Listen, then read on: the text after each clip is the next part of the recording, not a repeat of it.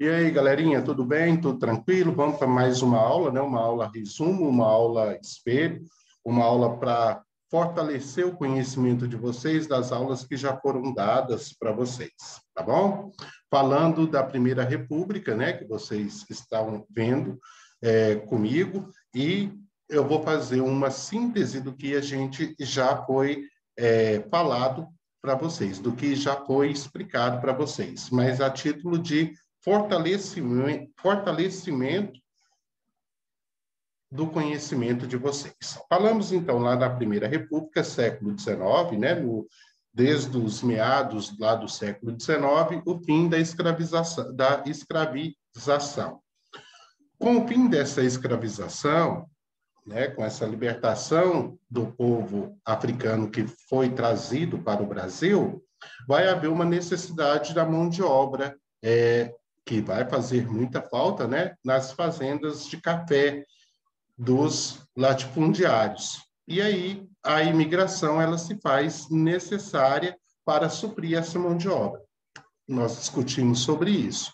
E essa vinda desses imigrantes vai ser o quê? Custeada pelos proprietários, né, de terras, por esses latifundiários. Então, essa galera já vai sair de lá devendo e vai chegar aqui para trabalhar, vai trabalhar nessas lavouras de café e o que vão ganhar vai ser muito pouco, porque já vai vir descontado, né? Lógico que o latifundiário ele vai descontar o que é de direito, porque ele pagou a vinda desse imigrante para cá. E aí esses imigrantes vão ganhar muito pouco, tá? Isso nas lavouras. Dentro da estrutura das cidades, começo da industrialização, parte desses imigrantes também que vão trabalhar nessas fábricas, nessas indústrias, também vai ter uma vida muito dura, vai ter uma vida muito árdua, porque vão trabalhar aí 12, 13, 14 horas por dia. Geralmente toda a família vai ter que trabalhar, porque o ganho é muito pouco, e eles precisam se estruturar aqui nessa nova terra que eles se encontram, né? No Brasil, que está em franco desenvolvimento. Tá? A vida no campo, como já foi dita, ela é muito dura, ela é muito árdua.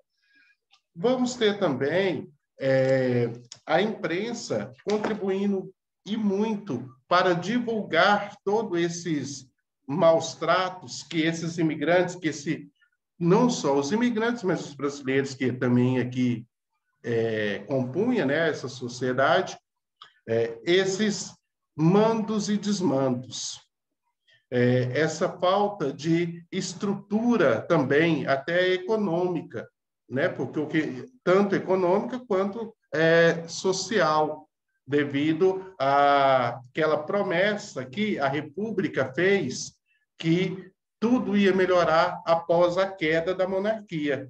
E a gente vai ver que não acontece isso, né? Essas promessas elas vão ser em vão. A imprensa vai denunciar, ela vai denunciar esses baixos salários, ela vai denunciar também esses maus tratos que a sociedade, dentro daquele contexto, está vivendo. Nós vamos ter também a luta desses operários em busca de melhorias. E aí onde vai desenvolver dois pensamentos, né? O tanto do socialismo científico quanto do anarquismo. E o socialismo científico ele vai vir puxado pelo Karl Marx, que vai defender aí uma igualdade de direitos, né? Uma igualdade econômica, que não vai ser aceito logo de cara, né? E nem vai ser aceito posteriormente pela a grande burguesia daquele contexto, daquele momento. E vamos ter também o anarquismo também, que vai ser defendida pelo Bakunin, que também não vai ser aceita por toda essa galera aí da burguesia. Tá? Nós discutimos sobre isso. Nós vamos ter também essa imprensa, voltando aqui à imprensa, o trabalho dessa imprensa em denunciar todo esse processo que está acontecendo dentro do Brasil naquele período. E vai cobrar, essa imprensa ela vai cobrar principalmente os melhores salários, jornadas de trabalho de 8 horas, né? Reduzir essa carga horária, que é muito grande para o trabalhador em si. Regulamentação até de leis trabalhistas também, ela vai cobrar tudo isso aí, essa imprensa. Essa imprensa vai ser bem vista? Não vai ser bem vista, né? Vai haver todo um processo aí em relação a essa imprensa que nós discutimos em relação a isso. Bom, voltando ao contexto da galera do interior, a galera interiorana, nós vamos ter revoltas populares dentro desse princípio lá do início da Primeira República, que nós vamos ver agora essas revoltas. Nós vamos ter, então, a revolta. Vamos ter, então, as revoltas populares que acontecem no início da República. Ah, professor, quais são elas? Vamos vê-las. Nós vamos ter uma de grande importância, que é a de Canudos, né? O movimento de Canudos. Essa revolução que Canudos vai propiciar em relação a movimentos sociais. E o que vai acontecer? Esse movimento messiânico, por que messiânico, Marcial? Porque esse messiânico ele vem de Messias, a gente lembra de Messias, de uma colocação de como que a gente pode fazer um movimento dentro do princípio religioso, né?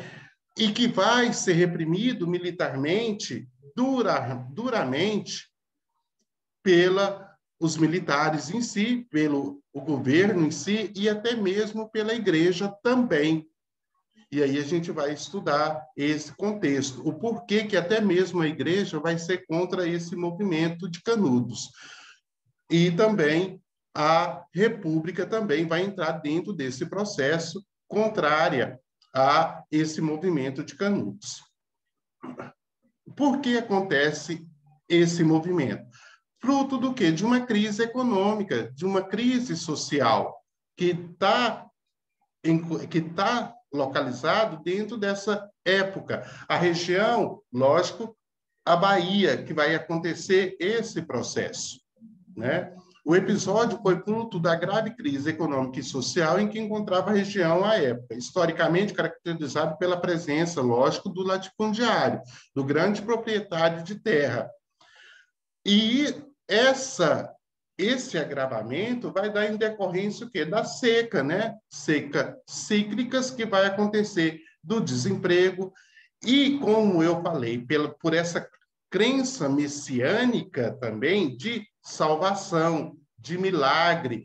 E aí, os humildes desse sertão nordestino é que vai ser os personagens principais dentro desse movimento aí de Canudos, tá bom? Bom, nós vamos ter o quê? Esse Arraial dos Canudos, ele é formado por moradores que fugiam da extrema miséria lá do sertão nordestino, como foi dito, né? E que em pouco tempo vai reunir 20 a 25 mil pessoas, constituindo, segundo os latifundiários, um foco de monarquistas que desejava derrubar a recém-estrutura da República. No entanto, esses sertanejos apenas se dirigiam aos locais em busca de melhores condições, ou seja, essa galera, eles iam para esse território em busca de melhores condições. E essas melhorias em condições, eles se pegavam também naquele, porque tudo vai melhorar, lá vai ser muito bom, né? Na busca de um milagre econômico, de um milagre de melhorias sociais, e tudo isso enganjada pelo um conselheiro que nós vamos ver aqui, né, logo em seguida. É preciso lembrar, né, que essa mudança de regime político não vai significar mudanças significativas dentro dessa economia do país. A estrutura econômica do Brasil funciona com base dentro do latifúndio, claro, porque a grande propriedade de terra com vários e vários milhões e milhões de quê? De plantação de café, da monocultura e outra coisa, da exploração dessa mão de obra que vive aonde? Na miséria. Canudos, por volta de 1893, vai reunir nesse arraiá, lá nas margens do rio Vaza Barris, na Bahia, um grupo de fiéis seguidores, né, do Antônio Conselheiro, aquele cara que nós discutimos, né, segundo esse povo simples, seria um salvador, né? O Antônio Conselheiro, que é um beato nascido lá no Ceará e que vai pregar a salvação da alma para quem o seguisse. Os beatos ou conselheiros caminhavam pelo sertão pregando uma forma de catolicismo popular e eram seguidos por dezenas de fiéis. Ou seja, eles prometiam milagres econômicos, milagres sociais, e isso não vai agradar principalmente a Igreja Católica, porque a Igreja Católica ela está perdendo os seus fiéis que frequentam as igrejas para seguir esse conselheiro, o conselheiro Antônio. E aí a igreja não vai. Então, isso vai ser um dos motivos que a igreja vai se revoltar em relação a isso. Depois de peregrinar pelos sertões de Pernambuco e Sergipe, o conselheiro andou pelo interior da Bahia e vai se instalar em Canudos. Neste lugar, ergueram a cidade de Santa de Belo Monte, que vai se transformar num refúgio para essa galera miserável, para essa galera que busca um milagre, né? E a gente sabe muito bem que milagre não acontece assim a toda hora. Canudos era uma comunidade onde inexistia diferenças sociais, onde os rebanhos e as lavouras pertenciam a todos. Esse modelo socioeconômico atraía milhares de sertanejos. Ou seja, no princípio, lá dessa comunidade de Canudos, vai pregar aquele princípio da igualdade, né? Onde tudo que se planta é de todos. Tudo aqui é de todos. Não tem um que ganhe mais do que o outro, não tem um que explore o outro. E isso vai chamar a atenção de outras pessoas. Falar, opa, peraí, eu vou para Canudos porque lá há um princípio de igualdade, há um princípio de liberdade. Ou seja, será que o milagre que o Antônio prometeu está acontecendo? Tá? E outra coisa, Canudos também, ele vai fazer o seguinte, ele vai fazer com que haja um afastamento do comando da República. Ele quer isolar, né, essa parte do território com as suas próprias leis. Ele não quer participar da República. Ele faz parte do território brasileiro, mas ele não quer participar de todas as decisões da República dentro do território brasileiro. Ou seja, ele quer se isolar com as suas próprias leis, com seus próprios direitos, e isso não vai agradar. Então, nada mais óbvio do que o exército entrar para acabar, né, com essa ameaça que está surgindo, que é Canudos. Para os sertanejos, o arraiá era a terra prometida, né?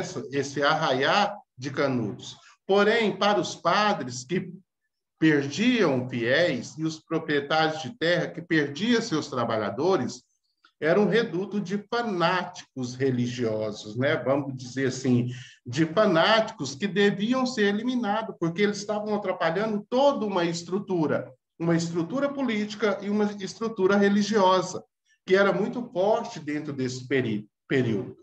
Então, padres e coronéis vai pressionar o governo da Bahia para destruir esse arraial. Falar, peraí, vamos destruir isso, vamos acabar com isso aí, porque isso aí vai ser um problema futuro, um problema de grande porte para todos nós. E é o que vai acontecer. Então, vai enviar o governo vai enviar expedições militares que, a princípio, vai ser vencidas, né, devido ao número de pessoas que lá já se encontravam dentro desse território. Sucessivas derrotas desses militares. Mas vai chegar um ponto que Canudos não vai resistir, né? Os homens do conselheiro vão lutar pela sobrevivência e pela sua salvação, acreditando que travavam uma guerra santa. Então, esse Prudente de Moraes ordenou ao ministro da Guerra, Marechal Bittencourt, que embarcasse para a Bahia e assumisse o controle direto das operações. Foi esta organizada, dessa nova expedição, com mais de 5.000 homens, sob o comando do Arthur Oscar, que era um general, que vai haver a destruição de Canudos. Após intenso bombardeio de canhão, a missão foi cumprida. Canudos foi totalmente destruído em 5 de outubro de 1897. E vai haver consequências essa destruição de Canudos, né? Porque milhares de camponeses vão morrer dentro desse conflito.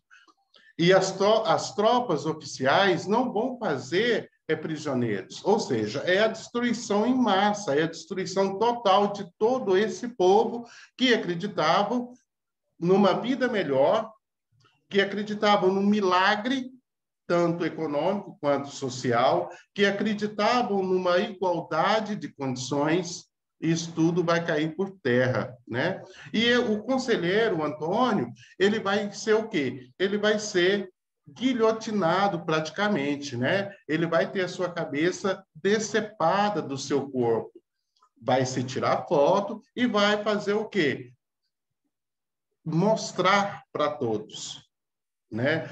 Fazendo o quê? Que seja basicamente um troféu da República em cima de quem quer ir contra ela. Dentro disso, vai acontecer, vai repetir essa prática ao longo do tempo em outras colônias também. E isso aí a gente vai ver em outra aula, tá? Então, a princípio, se a gente for colocar, né, dentro de um parâmetro mais geral, nós temos a Guerra de Canudos, que vai acontecer de 1896 a 1897, com o Antônio Conselheiro sendo o líder.